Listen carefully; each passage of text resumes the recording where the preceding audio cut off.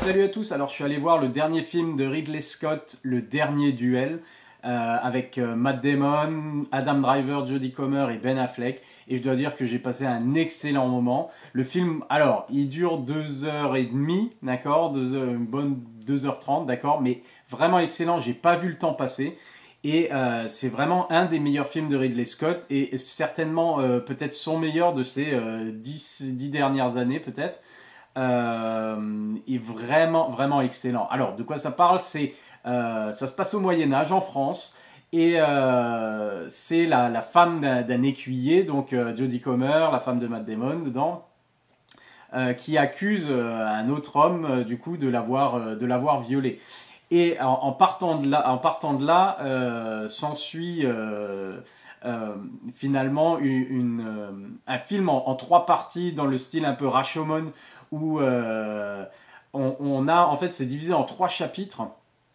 Et on a le point de vue en fait des 3 personnes. On a le point de vue du personnage de Matt Damon, le point de vue du personnage de Adam Driver et le point de vue pour finir du personnage de Jodie Comer. En 3 chapitres donc, où on revoit certaines scènes, où on voit des scènes qu'on n'avait pas vues ou des aspects qu'on n'avait pas vus sous certains angles. Et c'est à chaque fois la vérité du point de vue d'un des personnages. Et c'est vraiment fascinant. Et on pourrait croire, on pourrait avoir peur que finalement le film, justement, paraisse un peu long parce qu'on a peur de revoir les mêmes scènes, juste un peu différentes. Mais en fait, c'est très bien jaugé. Et c'est toujours intéressant parce que même les scènes qu'ils ont retournées du point de vue de l'autre personne, et donc il y a des détails qui changent, justement, c'est super intéressant de voir quels détails vont changer et comment la personne voit l'histoire. Mais aussi, c'est la manière, ce qui est super intéressant, c'est la manière dont chaque personnage se voit lui-même dans cette histoire. Et chacun se présente, se pose un peu comme une victime finalement, surtout du côté des hommes, par rapport à cette histoire-là, et j'ai trouvé ça phénoménal. Du coup, on a ce style-là, du coup, de différents points de vue de narration en différents chapitres qui reviennent sur les mêmes événements, mais qui comblent aussi certaines choses qu'on n'avait pas vues ou qu'on n'avait pas entendues avant, des événements avec d'autres personnages, du coup. Et c'est super intéressant. Et finalement, ça prend tout ça finalement, c'est comme des témoignages, en fait, de chaque personnage qui ont lieu pendant le procès.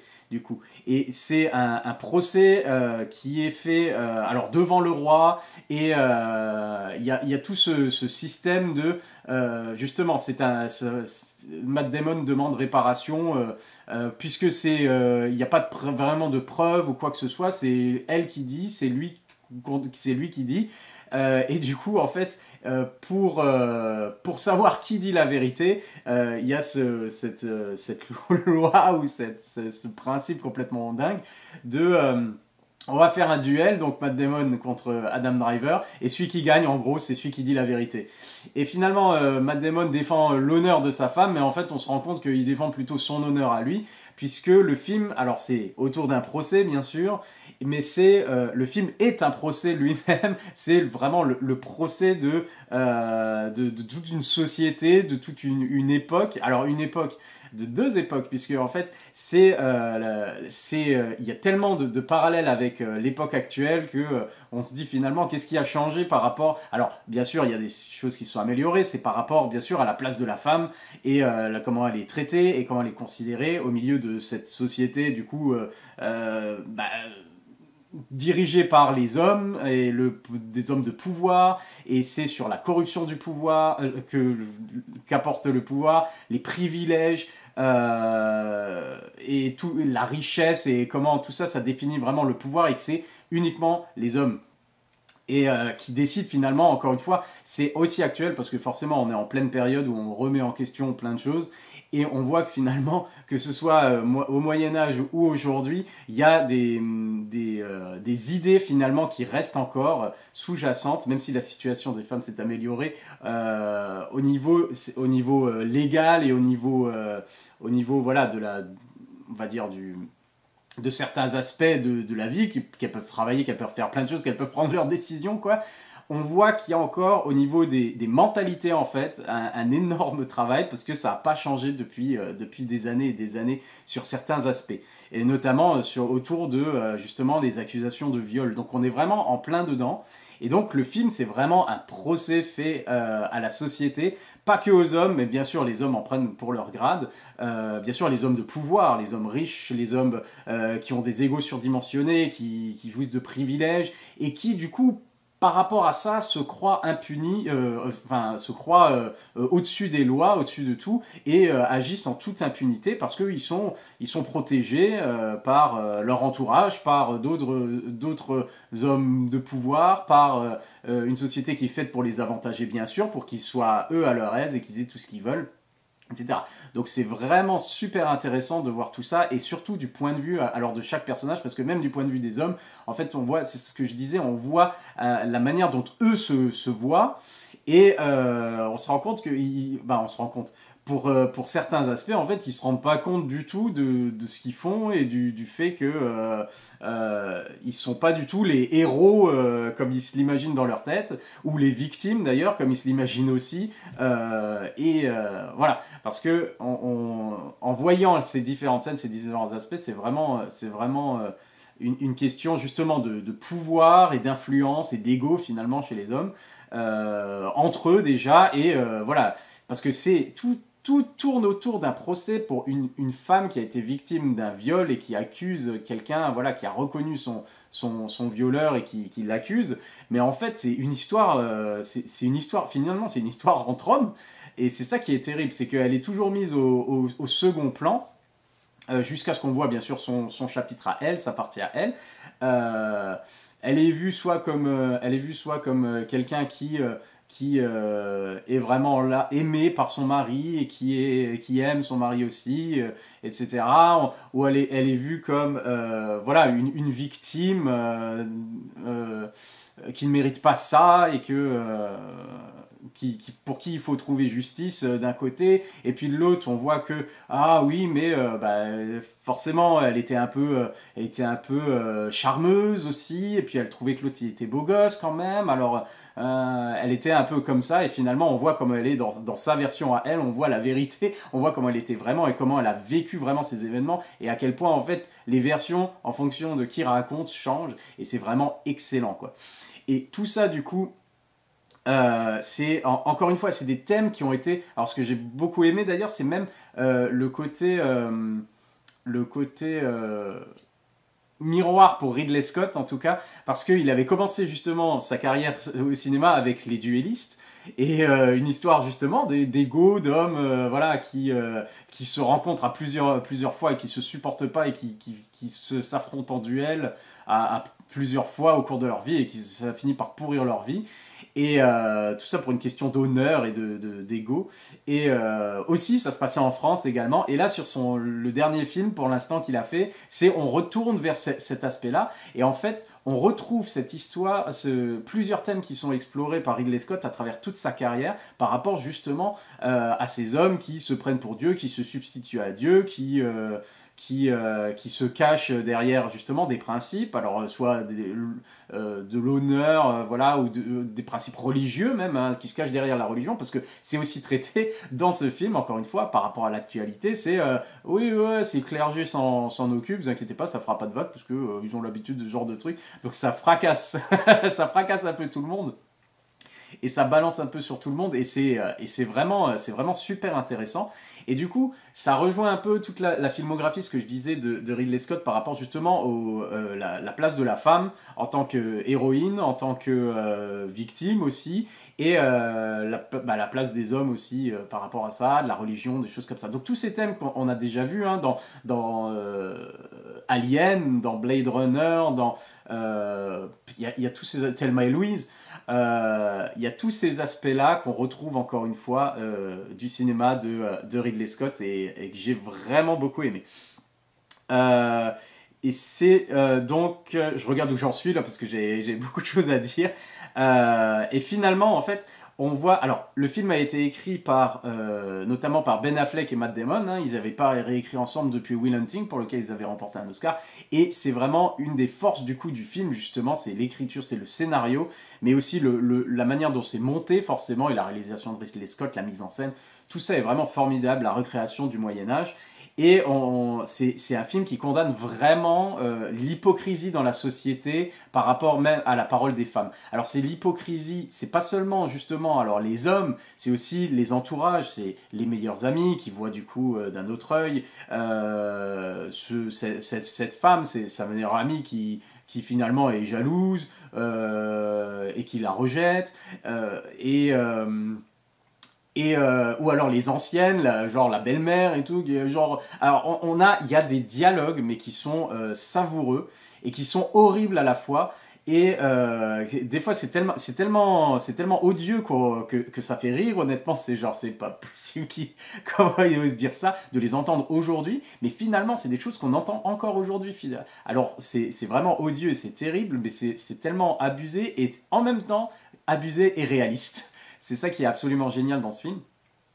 Et du coup, on a genre des déclarations absolument horribles sur justement le viol et est-ce qu'elle n'était pas consentante finalement, hein, parce que est-ce qu'elle aurait pas pris un peu de plaisir, parce que enfin bref, des choses absolument odieuses. Et du coup que Dieu, enfin pareil la religion quoi, que Dieu en fait en fonction de qui survivra au duel, eh ben ça veut dire que Dieu déclare que la personne qui survit avait raison et dit la vérité. Donc c'est vraiment autour de, encore une fois, encore aujourd'hui, on est sur qu'est-ce que la vérité en fait. Et c'est ça qui est génial parce que les titres des chapitres, c'est la vérité selon lui, la vérité selon lui, la vérité selon elle. C'est la vérité selon, au lieu de dire simplement la vérité. Et ça c'est réglé, c'est pour le dernier chapitre bien entendu. Et c'est bien d'avoir cette histoire de point de vue sur qu'est-ce que la réalité, parce que c'est exactement la société dans laquelle on évolue aujourd'hui. Chacun a sa vérité, ce qui est pas normal du tout, alors qu'il y a la vérité. Et là c'est pareil, c'est genre, bon bah comme on sait pas qui dit la vérité, ah bah c'est Dieu qui va décider.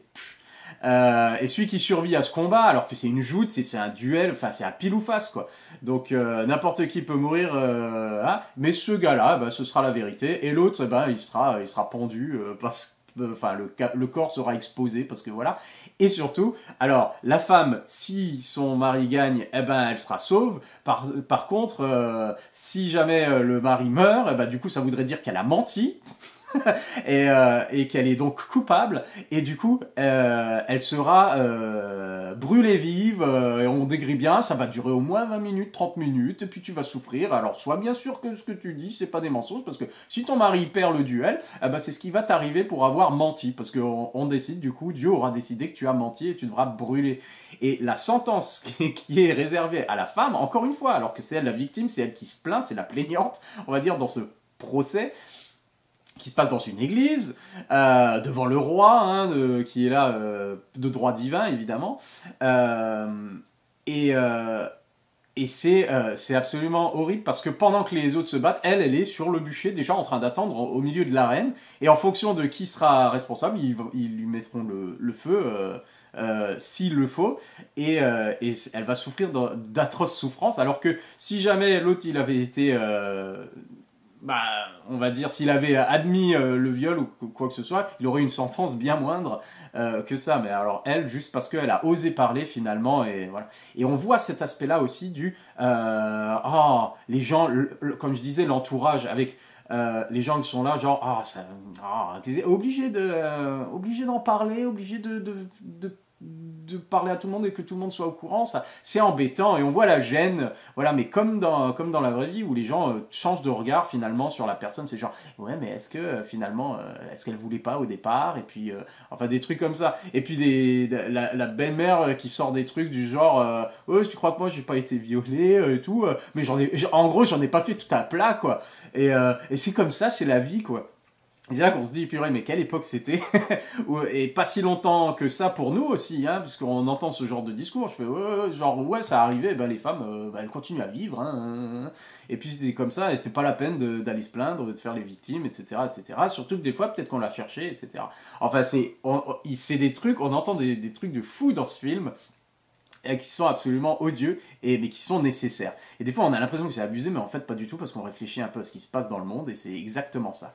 Et du coup, c'est vraiment, comme je dis, hein, c'est un procès de la société, mais à tous les niveaux, hein, que ce soit du clergé, que ce soit des hommes de pouvoir, que ce soit même des femmes, justement, qui n'écoutent pas une des leurs, une victime, alors que elles-mêmes sont passées par là, et puis qui non.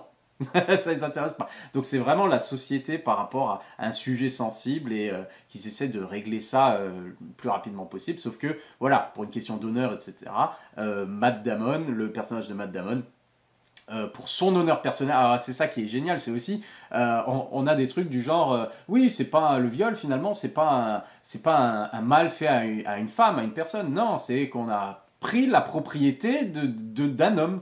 Donc c'est un crime, c'est du vol finalement d'un homme, parce qu'on lui a pris sa propriété sans lui demander, et qu'on se l'est approprié. Et c'est absolument odieux. Et du coup, il y a tous ces aspects-là, et ça rend le film super intéressant, révoltant, oui, et super intéressant.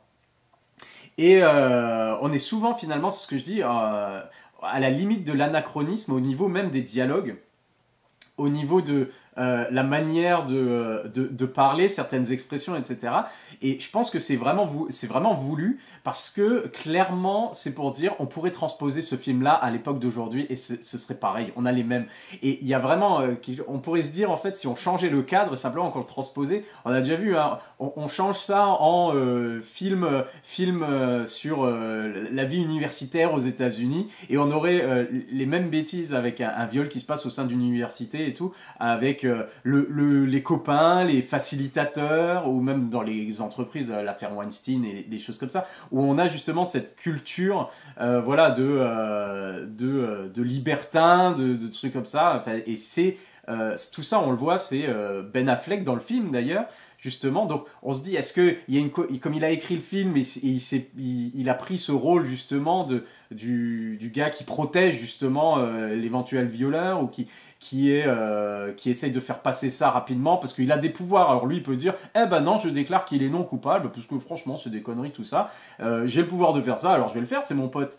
Et on a le côté aussi, il y a le meilleur copain, voilà, de Adam Driver. Alors j'ai pas le nom de l'acteur, mais ça fait vraiment, mais pendant tout le film, ça fait le bro, le wingman, le meilleur ami qui est là, genre, hey, regarde la meuf là, elle est pas mal et tout. Ah, je suis sûr que tu peux te la faire, etc., etc. Ce qui est absolument dingue, et c'est vraiment, c'est joué comme ça pourrait être joué aujourd'hui, genre le meilleur ami, le facilitateur, et ceux qui, voilà, les membres des institutions qui sont gênés par ça, qui essaieraient de faire couler ça et tout ça. Donc ça peut être transposé à notre époque. C'est pour ça qu'à mon avis, les dialogues sont comme ça.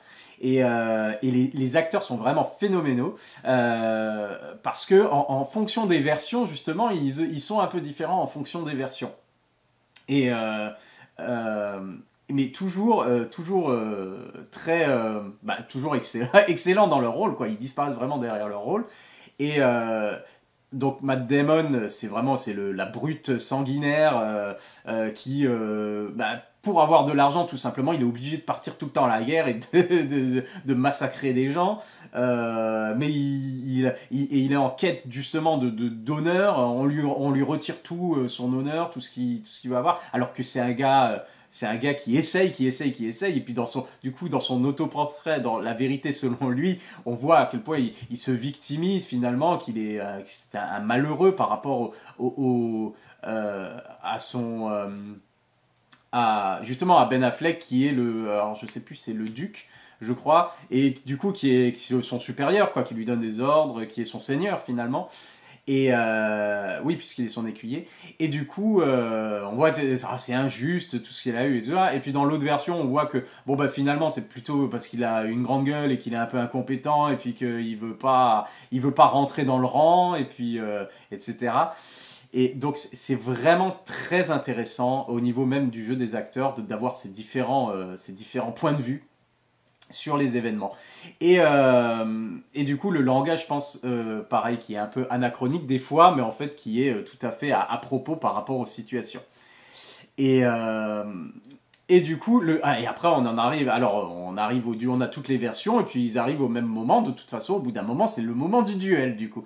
Et alors pour ceux qui regardent la bande-annonce et qui, voilà, on voit la bande-annonce, on voit la bataille et tout, on a l'impression, ah, c'est comme Gladiator, etc. Non, non, non, non, non, non, non. Il y a très peu de bagarres. Il y a quelques scènes de bataille au début, parsemées par-ci, par-là, mais rien de, enfin, super intense, super violent, super gore par moment.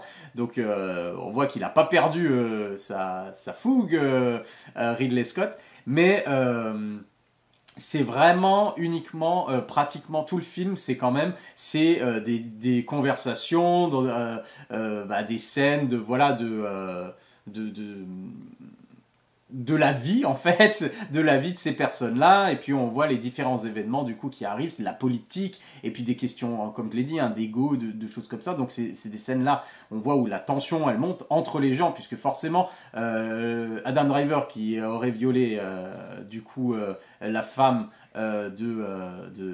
enfin Jodie Comer du coup, j'ai plus les noms, c'est Marguerite, qui aurait violé Marguerite. Forcément, il est en tension déjà. À l'origine, ils se connaissent, c'est des anciens compagnons de bataille et amis, soi-disant, voilà. Mais l'autre, il a fini par tout avoir, alors que a tout piqué à Matt Damon, alors que Matt Damon n'a rien. Et finalement, il finit par dépasser les bornes puisqu'il a piqué carrément sa femme.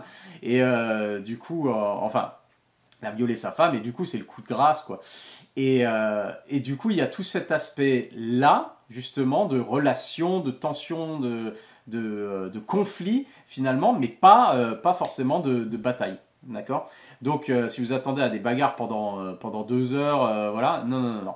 Et le duel final, par contre, il est monstrueux. Monstrueux, d'accord. La mise en scène, la tension, moi j'étais accroché à mon siège parce que il y a un vrai enjeu. On a vu toute la tension comment chacun se voit et chacun déteste l'autre et veut absolument le tuer ou a besoin vraiment de le tuer. Et tout ça, ça a été fait. Et on a la vie de cette femme qui est en jeu où on se dit, c'est pas possible quoi. Et du coup, on est là en train d'espérer que que Matt Damon tue Adam Driver, mais on ne sait pas. On ne sait pas, et il y a la tension, mais jusqu'au bout, c'est vraiment un duel, mais violent et passionnant, je vais dire. Et finalement, c'est jouer la vie de cette femme à pile ou face, c'est ce que je reviens sur ce que je disais, quoi. À quel point, voilà. Et c'est dans une arène et des spectateurs, et tout le monde acclame et tout pendant le duel, et le roi est content, etc. Et on voit ce qui est intéressant, on voit certaines femmes quand même qui sont là, genre, ouais, quand même, on voit qu'il y a une certaine empathie par rapport à Dame Marguerite, finalement, de certaines autres femmes qui réalisent le truc, qui pourraient se dire, putain, ça pourrait être pour ma gueule, quoi. Donc, en gros, si je me fais violer, il faut que je ferme ma gueule. Parce que tout ce bordel, là, non. Et encore une fois, ils se mettent sur la tronche et c'est sanguinaire, etc. Et elle est au milieu de l'arène, sur le bûcher, prête à être brûlée si jamais son mari, je crois qu'il s'appelait, oh, j'ai plus les noms. Si jamais son mari meurt, c'est elle, enfin, ils la font flamber pour le plus grand plaisir, bien sûr, de l'assembler parce que c'est fait comme un spectacle, comme une fête. Et du coup, il y a cet aspect un peu méta-filmique, encore une fois, déjà parce que c'est des thèmes qui reviennent de Ridley Scott et qu'on a finalement c'est comme s'il avait bouclé sa boucle, il avait commencé avec les duellistes et fini avec le dernier duel. Bon, il va en faire d'autres des films, mais on dirait qu'il y a eu, comme si lui bouclait sa boucle. Alors c'est intéressant du point de vue de la filmographie de Ridley Scott, le côté méta, mais c'est aussi intéressant, surtout par rapport justement à la transposition de ce procès à la société actuelle finalement. Et finalement, on se pose la question, justement, que les personnes sont en train d'acclamer ce qui est en train de se passer, et nous, on est en train de prendre un sacré plaisir à voir ce film, à voir ces personnages en train de souffrir, et surtout cette femme en train de souffrir et d'être à 2 doigts de la mort, et on est là pour être aussi divertis. C'est ça qui est dingue, et finalement, on se pose la question, est-ce qu'on vaut pas mieux que ces spectateurs qui sont là? Parce qu'on est aussi les spectateurs de ce duel, pour lequel on est là, waouh, waouh, waouh, avec c'est genre, c'est super, quel truc. Mais tout ça, ça tourne autour d'un sujet, mais on ne peut plus sérieux, et pourtant on est là à se faire plaisir. On boude pas du tout, en plus, ce plaisir coupable de voir ces gars se mettre sur la tronche, et on espère voilà, le meilleur, mais en même temps, on est tellement content de voir ce spectacle. Est-ce qu'on n'est pas aussi, nous, un peu coupables? Et est-ce que c'est pas ce que, finalement, Ridley Scott essaye de dire avec ce splendide spectacle final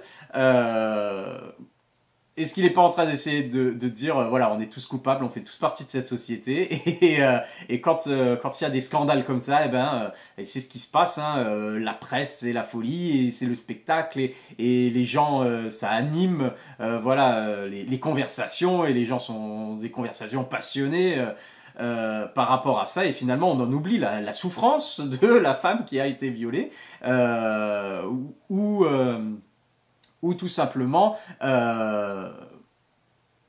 d'écouter simplement vraiment et de croire plutôt que d'en faire tout un spectacle finalement, et qui, encore une fois, est plus pour finalement les hommes que pour vraiment réparer l'injustice et le crime qui a été commis, quoi. C'est plus pour la réputation, plus pour le spectacle et la réputation et tout.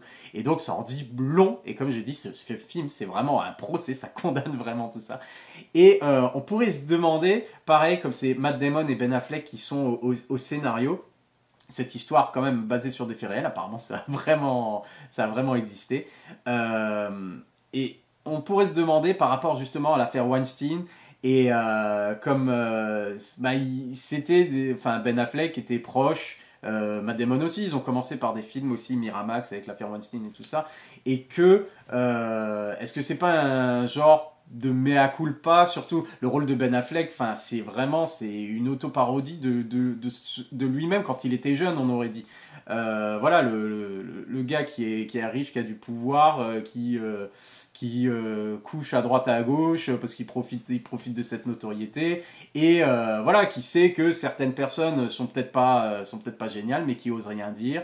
Alors, on sait pas, j'ai pas envie de partir sur voilà, de la politique ou quelque chose comme ça, mais vu les liens avec la société d'aujourd'hui, parce que Ben Affleck aussi avait été accusé voilà, d'avoir touché une journaliste lors d'une interview ou quelque chose comme ça. Il y avait une histoire comme ça, et puis que forcément ça avait fait jaser, etc. etc.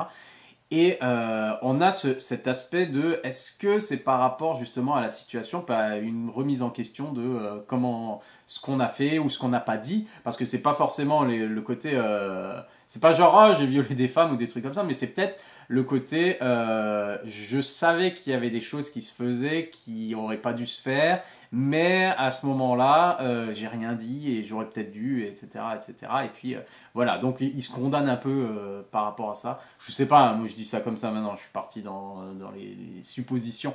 Mais si on reste sur le film, je trouve que ça fait un très bon double feature avec un des meilleurs films que j'ai vu cette année, qui était aussi basé sur justement le traitement par rapport à la place de la femme dans la société, et puis les viols, etc.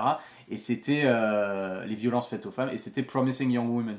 Et donc ces deux films-là, qui sont sur un sujet très très sérieux et qui sont ultra divertissants, et qui restent avec nous et qui nous font nous poser des questions justement sur tout ça. C'est pas du tout un truc on va dire anti-société paternaliste. C'est carrément anti-société paternaliste, mais c'est pas, on sent pas forcément un appel à l'activisme ou un truc comme ça. C'est vraiment encore une fois, je veux dire, il y en a qui vont voir le film et qui vont dire truc ultra féministe, machin, tous les hommes sont des salauds, un truc comme ça. Oui, oui, quelque part c'est ça, mais c'est pas abusé, et c'est super intéressant parce que tout ça c'est cohérent, et on peut pas regarder le film et être, je dirais,